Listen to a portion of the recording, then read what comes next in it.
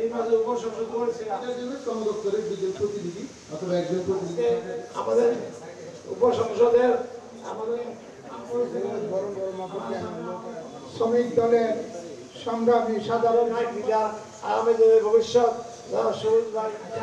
এখন প্রধান কমিশনের কাছে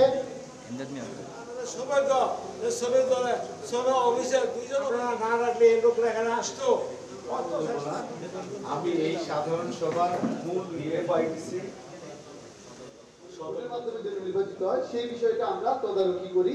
আমাদের যে আগামী দিনে জাতীয় নির্বাচন আসছে, আপনারা জানেন যে অন্তর্বর্তী সরকার শ্রমিকদের সকল দাবি দেওয়া পূরণ করতে পারে না। আমাদের শ্রমিকদের দাবি দেওয়া আদায় করার জন্য আমাদের শ্রম বান্ধব সরকার প্রয়োজন। সুতরাং সেই শ্রম বান্ধব সরকারের জন্য আমরা আগামী দিনে ঐক্যবদ্ধ হয়ে আমরা বাংলাদেশ জাতীয়তাবাদী দলে অন্তর্ভুক্ত।